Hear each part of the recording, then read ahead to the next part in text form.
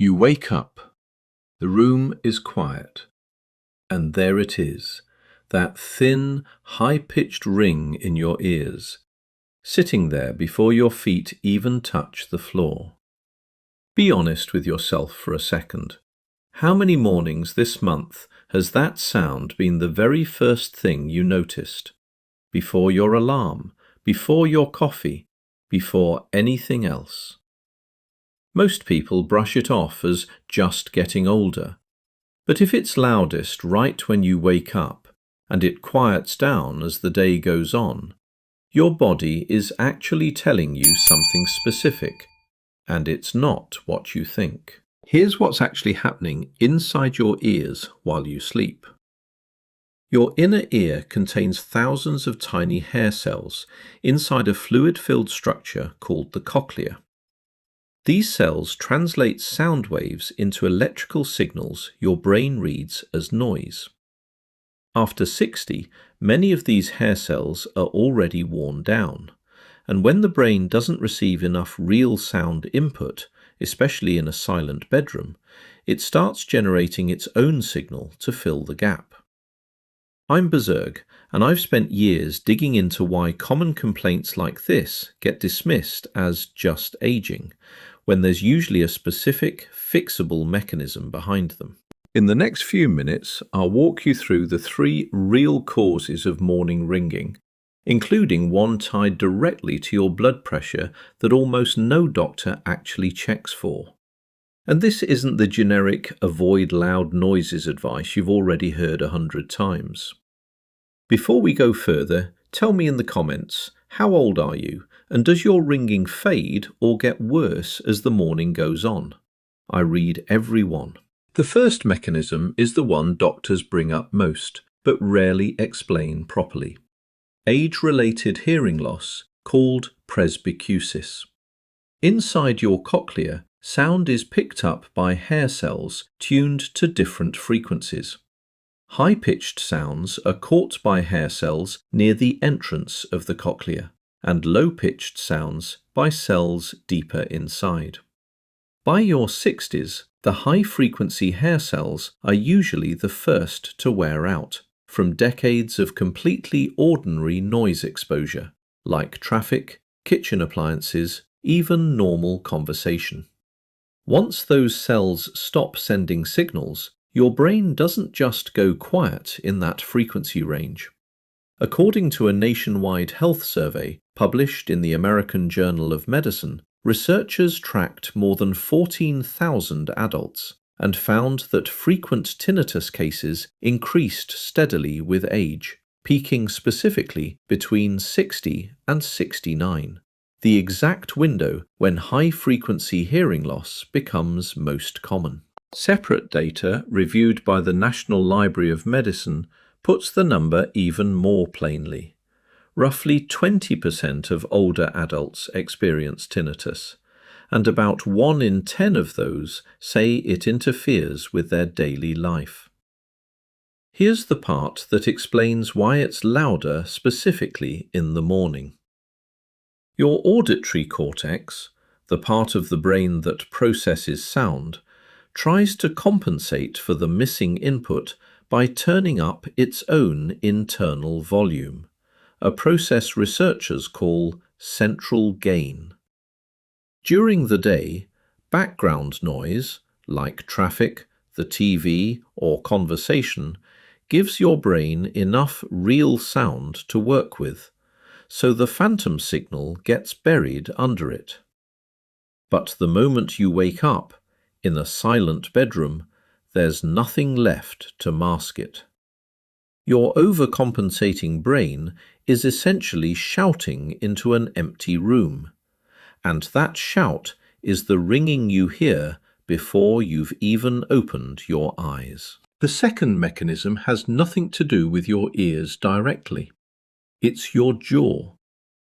Many people clench or grind their teeth overnight, a condition called bruxism, and most never know they're doing it because it happens entirely during sleep.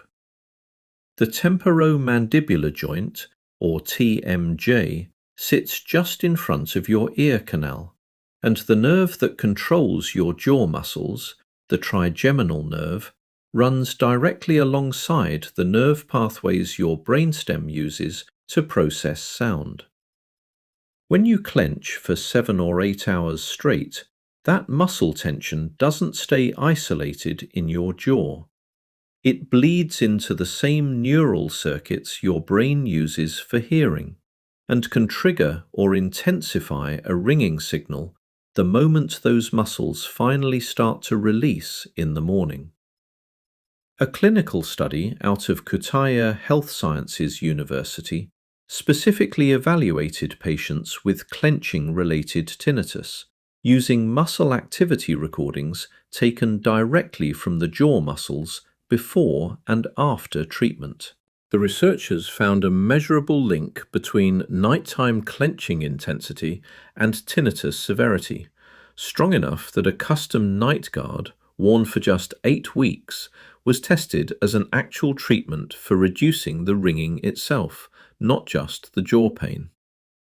If you've ever woken up with a sore jaw, tight cheeks, or a mild headache near your temples, right alongside the ringing, this is very likely your second cause, and it's completely separate from any hearing damage. But here's what almost no one tells you, and it's the mechanism most doctors don't check for at all.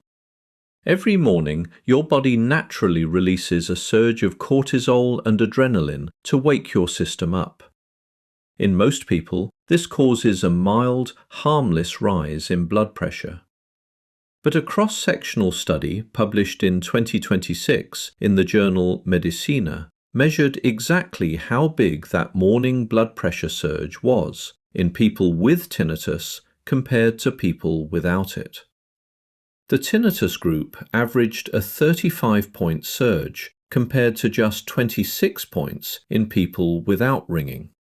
And the researchers found that the size of that surge alone predicted tinnitus with over 73% accuracy, independent of a person's regular, everyday blood pressure numbers. The same study found that smokers had more than 3 times the odds of developing tinnitus tied to this surge, which means if you smoke and wake up to ringing, this mechanism deserves your attention first. That morning surge temporarily changes blood flow through the tiny vessels feeding your inner ear. And for a short window, right after waking, that shift in circulation can produce or amplify a ringing or whooshing sound, one that often settles down within 20 to 30 minutes, as your blood pressure stabilizes for the day. So what do you actually do with this? First, for the hearing loss piece, introduce a low, steady background sound the moment you wake up, like a fan, a white noise app, or even just opening a window before you get out of bed. This gives your overcompensating auditory cortex real sound to work with, instead of shouting into silence. Second, for the jaw, press a warm, damp washcloth against your jaw muscles for 2 to 3 minutes each morning, and mention nighttime clenching to your dentist. A simple night guard is often enough to cut the tension in half within a few weeks. Third, for the blood pressure surge, don't reach for your phone or check email the second you wake up, since that mental stress spike adds directly to the surge you're already having.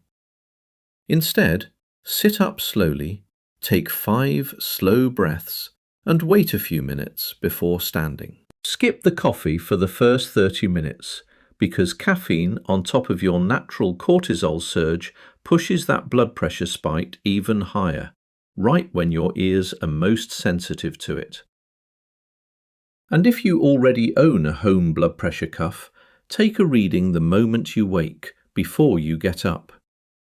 Tracking that number for a week will tell you more about your morning ringing than almost any other single habit. Now, the side of this that matters just as much.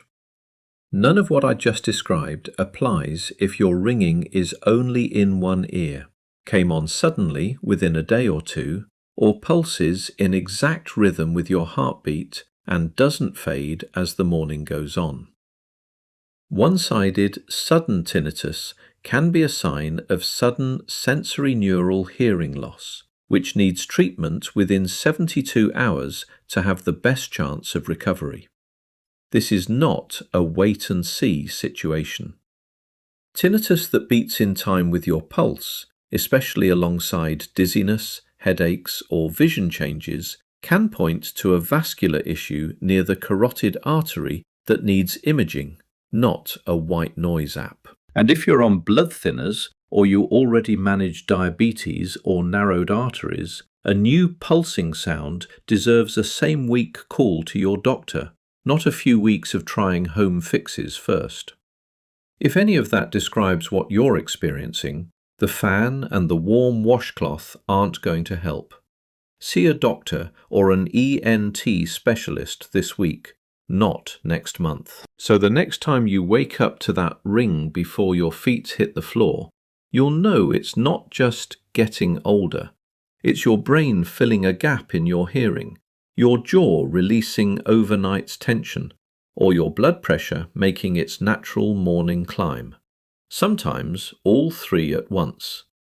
Tell me in the comments which one sounds like you, and whether it fades once you're up and moving. If this helped you understand what your ears have been trying to tell you every morning, give it a like.